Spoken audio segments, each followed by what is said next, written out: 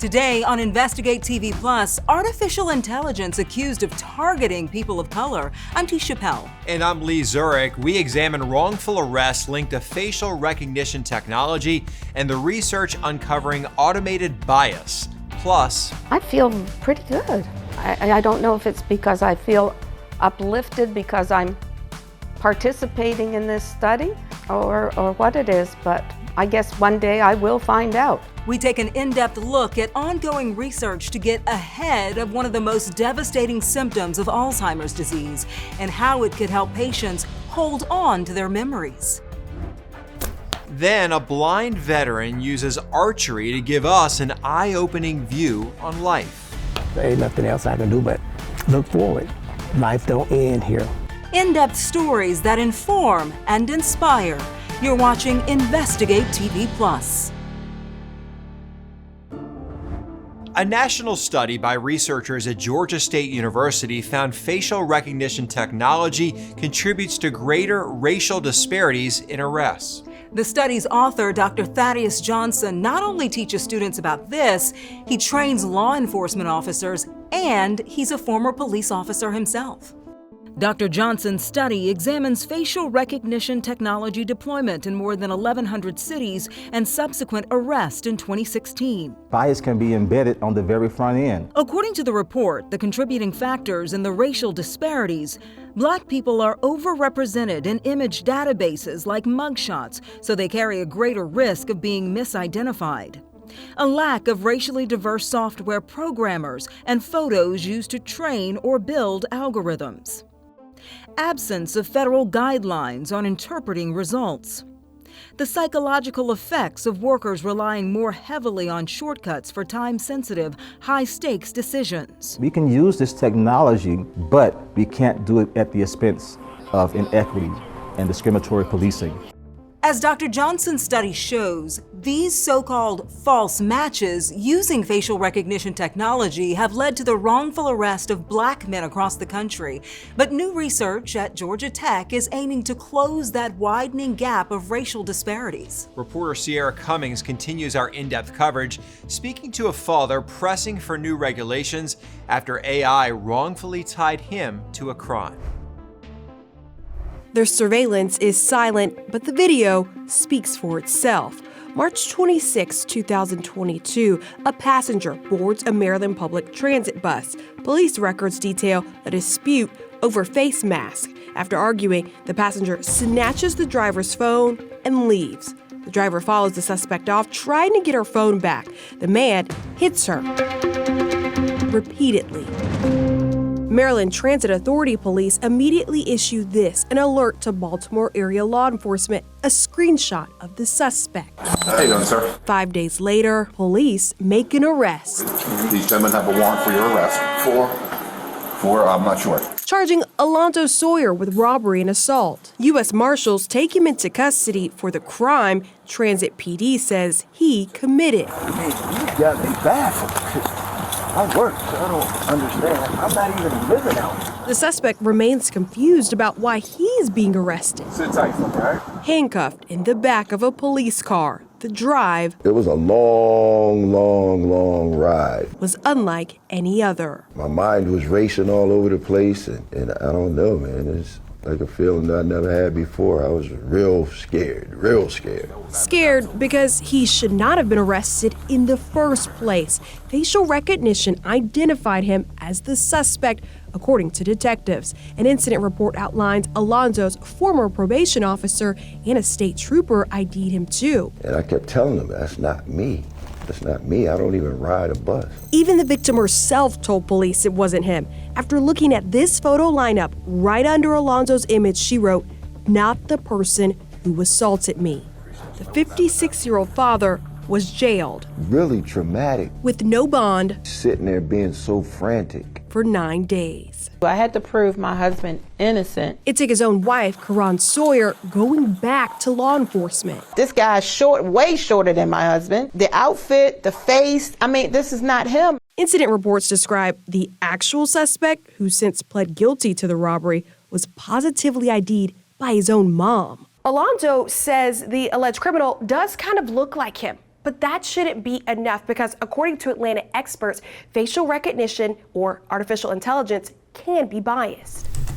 I'm almost ashamed to say it. I never really thought about the victim that looks like me. Atlanta engineer Calvin Lawrence has created the same facial recognition used by some police across the country. Even he admits its flaws. It really kind of goes back to the fact that the training models, the data that was inputted and who inputted the data is built to mimic human behavior. So you train it. Training algorithms is the work happening right here in this Georgia Tech lab, where researchers are proving bias can exist in technology. To showcase just how software can amplify racial disparities, they built this robotic arm. These are your eyes. Professor Matthew Gombley. Robots, you can kind of think about when a child is born, they're not like good or bad. It was tasked with grabbing the box with a criminal pictured on it. One had an image of a white male, on the other, a black male. The researchers then built an algorithm based on mugshots, websites with divisive rhetoric, social media posts, disproportionate negative data about black people. What's the robot going to do? So when the robot was told to choose the criminal, over and over, it selected the blackface. The internet taught the machine that there is a more likely relationship that a person would think that a black person is a criminal and that a white person would not be. The whole point of the study, what goes in will come out. The algorithms used in this experiment are similar to that of facial recognition, meaning if FRT systems have disproportionate data in them or software that hasn't been trained enough on people of color, false matches will continue. Public regulation bodies are going to need to be involved. Call for oversight, the exact sentiment shared by the growing list of the wrongfully accused. To wake up one day, what if I'd have been accused of murder? You know what I mean? And if it hadn't have been for my wife, you know, doing the legwork for me, I just would have got lost in the system. As for Alonzo's case, the family wants an apology. Maryland law enforcement did not respond to my specific questions. However, the state's county attorney justified the arrest, saying prior to that arrest, the probation officer ID'd Alonzo. We should note that probation officer later recanted. In Atlanta, I'm Sierra Cummings.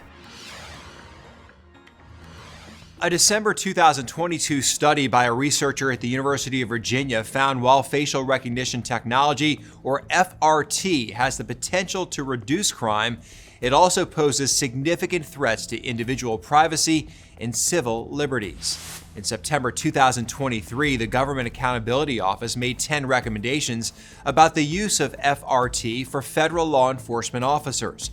Those recommendations include the FBI implementing a training requirement for staff and the U.S. Department of Justice developing a plan addressing safeguards for civil rights and civil liberties. Still to come, the strongest tendon in the human body is also one of the most injured. It made everyday walking difficult. But healing from an Achilles injury no longer means major surgery. We break down a new procedure that makes recovery faster and less painful. But first, a new drug shows promise in treating the most devastating symptom of Alzheimer's disease. What I've noticed, when she comes back from the clinic, I think she's sharper. An in-depth look at a study that could help these patients hold on to their memories.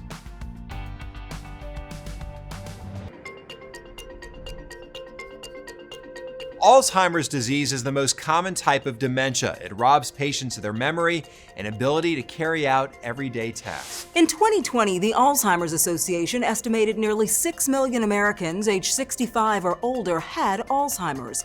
This number is projected to more than double to 14 million by 2060. While there's no cure for Alzheimer's, the neurologist we spoke with says recent breakthroughs in medication provide hope for patients and their families. The drug called lecanemab has been proven for some to reduce symptoms in the early stages of the disease, but researchers want to know more about the drug's potential impact on Alzheimer's. Reporter John Huck takes an in-depth look at this study and speaks to one woman trying to get ahead of the disease. When the FDA approved lecanemab in July of 2023, it offered hope to millions of people in the early stages of Alzheimer's disease. Lecanemab, sold under the brand name Leqembi, is the first drug that's proven to slow the progression of the disease. But researchers aren't stopping there. They want to know if this disease could be halted in its tracks. That's what Verna and Randy Peterson want to find out as well. The couple has a full life in their 70s.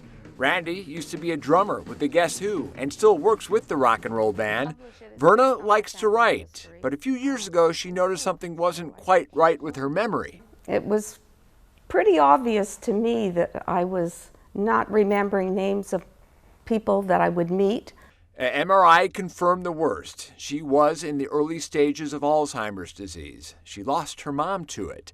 But she was also the perfect candidate for the AHEAD study, as in getting ahead of Alzheimer's. If we can remove that plaque early, ahead of any symptoms, we could potentially prevent somebody from developing more symptomatic Alzheimer's disease. Beta amyloid plaque is what forms in the brains of Alzheimer's patients, robbing people of their memories, making simple tasks impossible. Dr. Charles Bernick is the lead researcher with the AHEAD study at the Cleveland Clinic Lou Ruvo Center for Brain Health. He showed us PET scans of 2 Alzheimer's patients. The orange, yellow, and red areas are amyloid plaque that significantly shrunk in the patient who took lecanemab. We can change the trajectory of the disease. We can slow the disease process. And the thought is, if you can start that early enough, you can actually avoid or delay the more severe complications of the disease. The AHEAD study began in 2020, and we won't know the results for several more years. But in the meantime, Dr. Bernick says this breakthrough may be just the beginning. It's really an exciting time in our field because we're now at a point where effective treatments are, well, they're on the market now, but I think we can expect more in the near future. Like any medical study, Verna doesn't know whether she's getting the actual drug lecanemab or a placebo, but the couple has noticed a difference. But I've noticed when she comes back from the clinic, I think she's sharper. I think she can remember things that I can't even remember. I feel pretty good. I don't know if it's because I feel uplifted because I'm participating in this study or what it is, but I guess one day I will find out. Verna knows that day is still years off, but the couple is making plans and creating new memories. She has returned to writing, and then there's the grandson who is quite a force on the hockey rink. I really am doing this for my grandson because I want to see him grow up. I want to see him play hockey, and I want to see him do all the things that he loves to do. The AHEAD study is looking for more volunteers ages 55 to 80 who have a family history of Alzheimer's disease, but also have a slight change in their memory. The study involves a number of medical procedures that will be performed at no cost to the participant. It's expected to last for 4 years. You can visit the website aheadstudy.org or call 1-800-AHEAD-70 to find out more about the study and find a trial site near you. In Las Vegas, I'm John Huck. When the FDA granted full approval for lecanemab, Medicare followed suit. The annual cost is $26,500 a year, and original Medicare could cover under Part B, which is for preventative services and certain clinical research. The therapy has not been tested on people with moderate or more advanced cases of Alzheimer's or on people with other forms of dementia. And I've seen this just devastate so many families. It's wonderful to see progress in treatment. Yeah, you want to see, how these tests work because, as you said, it is so devastating for so many families, for so many people, and anything that can, give people more time would be so beneficial. And hope. Hope, yeah, for sure. Well, still to come, a 76-year-old veteran proves his disability doesn't mean inability. Since I can't see nothing but shadows, but I do see a loud color. And as long as I hit the target, I'm happy. We show you how he learned to shoot a bow and arrow by trusting technique instead of his eyes. But first, the Achilles tendon is the strongest, biggest tendon in your body, but it's also one of the most injured. We show you a new procedure that's helping those injured heal faster.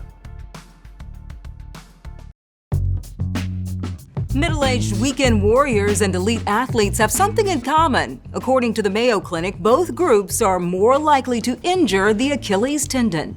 An Achilles injury can cause pain, swelling, weakness, and reduced movement in the back of the ankle. The Achilles tendon is a band of tissue in the back of your leg. It links your heel bone to your calf muscle. You use it to climb stairs, jump, run, walk. The good news, Achilles injuries are getting easier to treat. Reporter Carrie Beal shows us how an innovative procedure is getting patients back on their feet faster. Jeff Hutch has been playing tennis for the last 3 decades. I love the activity, I love the community, I like the socialization.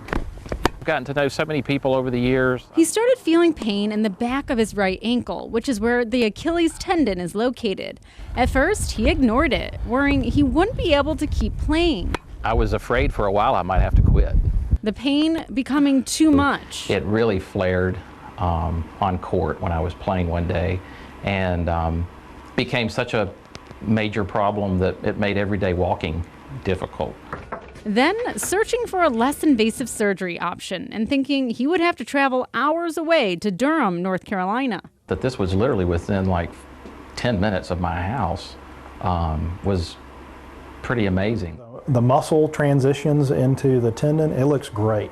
Dr. Daniel Drexler, a sports medicine physician at UNC Pardee outside of Hendersonville, suggesting a procedure called TenJet. Going through the skin, through a tiny incision about 1/2 centimeter wide, getting into an area of pathology within the tendon and removing that diseased portion of it. The technology uses a concentrated jet of saline. It can be done in different tendons. This example is showing the elbow. That jet of saline removing the diseased tissue while sparing healthy tissue. The procedure can be done in a doctor's office instead of a surgery center. And then I do it right here in this room, in my everyday outpatient office. Making it cheaper and faster. Jeff had the procedure on his Achilles tendon a year ago. I was probably there under 30 minutes for the whole thing, so it was very easy. In a short recovery time. I felt like I was ready to go play tennis like 3 weeks after the procedure because I was feeling so good. He didn't get to playing that quickly because he listened to his doctor and made sure the Achilles tendon was fully healed. That took about 3 months. Now he's back on the court. You know, the procedure has been such a blessing because it's allowed me to keep doing something that I love doing. Oh yeah, you can't get that one. Dr. Drexler says he has performed more than 30 of these procedures at his office, and certain patients can also qualify for reduced prices based on income. In Greenville, South Carolina, I'm Carrie Beal. You can take steps to prevent an Achilles injury. Doctors suggest warming up before sports or any repetitive movements, then increase activity slowly rather than all at once. Wear the correct shoes, do not exercise on uneven surfaces, and stop activities that cause pain. Up next, a blind Navy veteran inspired to overcome his disability. I know that sound. How archery has changed his outlook on life. Keeps me going to give me something that I can do, and I look forward to coming out here. A Navy veteran rarely misses his target. James Malone was diagnosed with glaucoma back in 2014 and started losing his sight a short time later. After his diagnosis, James sought help through a program with the Veterans Administration in Phoenix, and since then, he's been inspired to overcome barriers. Reporter Emma Lockhart shows us how James stays on target with his therapy through archery. James Malone rarely misses the target. I know that sound. But the 76-year-old has unique challenges as an archer. He's blind and relies on his touch to draw the bow and shoot. Since I can't see nothing but shadows, but I do see a loud color. And as long as I hit the target, I'm happy. James was diagnosed with glaucoma diabetes and started losing his vision in 2014. A year ago, he picked up archery through the Phoenix VA's recreational therapy program. Since then, it has given the Navy veteran purpose. Keeps me going to give me something that I can do. And I look forward to coming out here. I'm sorry, slide it to your left. Slide it to your left. Josh Parks is a recreational therapist with the Phoenix VA. So we work with veterans like James who have experienced a life-changing event. Josh says adaptive sports are beneficial for veterans, offering independence and healing. He's got a moment of mindfulness while he's here. He can relax, focus on the bow, focus on the arrow, and nothing else matters. James wears a blindfold when shooting. He said his remaining vision can be distracting. Instead, he likes to concentrate his mind on the target. A drywall square on the ground and tripod guides him on where to stand and aim. A lesson in patience and perseverance. But no, this has been a change in my life to not be able to see. I've learned a lot from James. One is that being persistent and sticking to a goal is rewarding. For James, his adversity isn't a setback. Instead, serving as motivation, he hopes inspires other veterans. I'm not going to see again. I hope I could, but I know this is what I have left, and I just have to deal with it. So I try to make it a joke and make fun out of it, because there ain't nothing else I can do but look forward. Life don't end here. You continue.